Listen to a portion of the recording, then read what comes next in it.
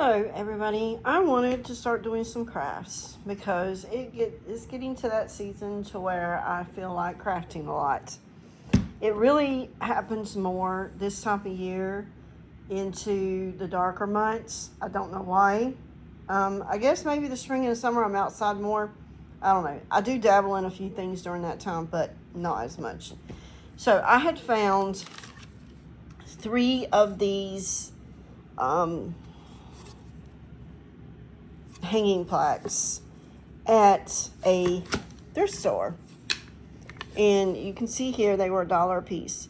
Now the thing is these were probably from Dollar Tree, and since Dollar Tree is now like $1.50, $1.25, $1.75, I guess paying $1 for them at the thrift store was pretty good. So I got 3 of them, all like each $1 a piece. Actually, I think they should be in a bundle for $1, but that's just me. I have this pack of paper that I got, Paper Studio. Let's see some of the pages you can see in here. I just really liked these.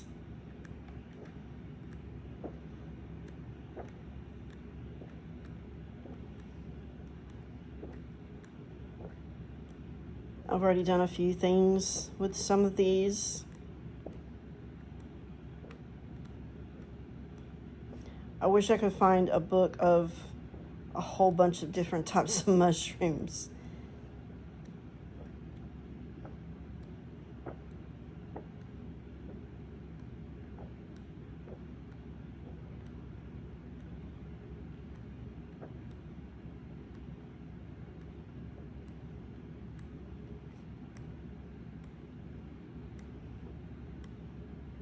There's usually like 3 or 4 pages of each design.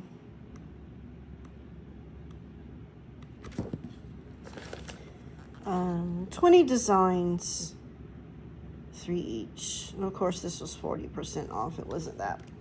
I decided for one of them I wanted to use the mushroom paper. So what I'm going to do is I'm going to take this and turn it upside down. I'm going to take this and turn it upside down onto the paper, and then what you do is you trace around that and then cut that out. So I'm going to do that, and I'm not going to force you to watch me doing that.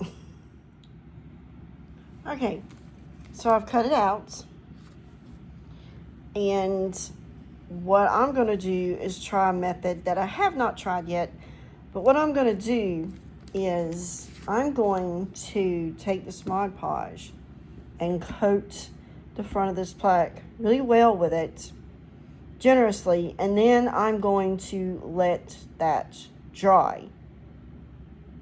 Why am I doing that way? Well, let's just do it and find out why I'm doing it that way. Okay? So I just take my brush and I just start putting the Mod Podge on. And I coat it all really well, and then I'm going to let it dry. Okay, now we're going to see if this works for me. So the Mod Podge is drying. See, I'm putting my hand on it. So we're going to take the piece that I cut to fit it. Then we're going to take some parchment paper and put that over the top of that. Make sure you keep it on your project so it doesn't move around. Then we're going to take an iron. Now, the ones on the craft shows that I watch, they have the tiny little irons to do this with. I just have a regular old iron. So what I'm going to do is run my iron over the top of that. And the point is that it reactivates the Mod Podge, and your scrapbook paper or whatever will stick to it a whole lot better without having all of the wrinkles and everything else if you did it just, by putting the Mod Podge down, piece of paper, and then sticking the paper down and trying to rub out all the bubbles and the wrinkles and stuff like this. This is supposed to be a whole lot better to do. So we'll see if this works. I don't know if my iron is hot enough.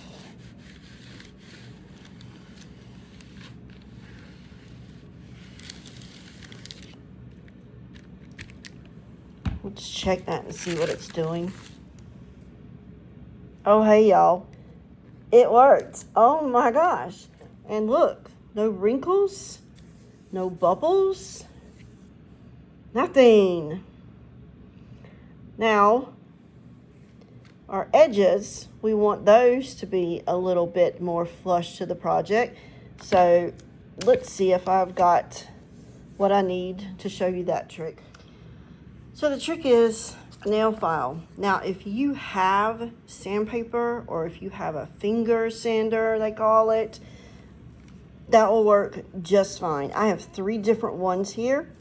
Here's your regular old metal one. What you're going to do is you're going to pull away. Now, no, I don't like the way that one's working. So let's try this one. You don't want to go back and forth. And you see it's doing that. It's going to keep pulling that down and tear it. Let's try.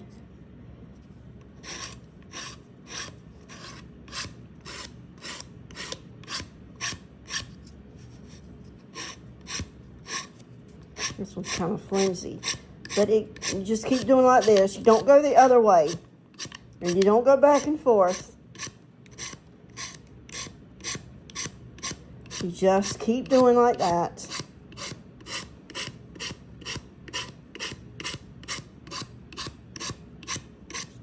And it will get it flush with the board.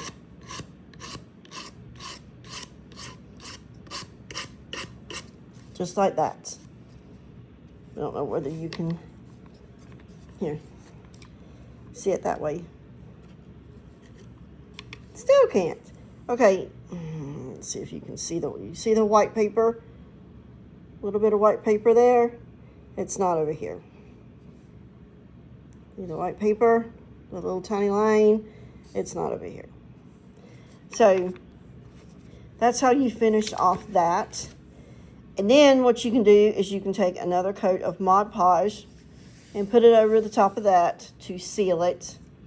These, now if your plaque has something like this, you can paint these or stain them. I'm probably going to stain them. And then of course you probably want to do a little bit on the edges. So I'm going to do that now. Okay, so I'm going to use the antiquing wax. I have some squeezed out in this container, and this I'm going to go around all these edges of this to make it look just a little more better. Now, if you are not steady, which I'm getting less steady as I age, but you can do all this first if you have edges that you need to, you know, finish like this. You don't even have to do it.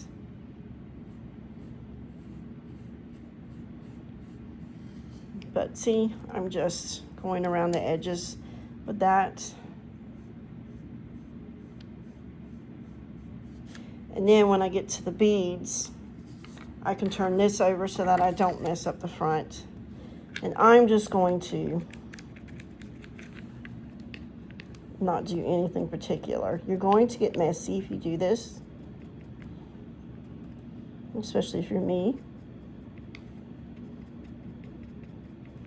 But I just kind of hold on to each bead. Now you can take this off. I'm being lazy. I don't want to take it off and reattach it.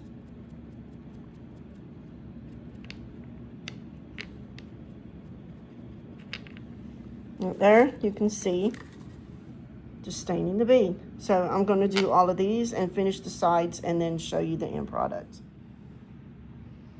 Okay, So I finished all 3 of them. Got them all stained on the side, all Mod Podged on, and that's it. So you have these flowers, you have the ginkgo leaves, and you have the mushrooms. And I think I'm going to be giving these to my daughter as part of her birthday present to hang in her kitchen, since she's really into herbs and stuff like that. So there you go. Craft project finished.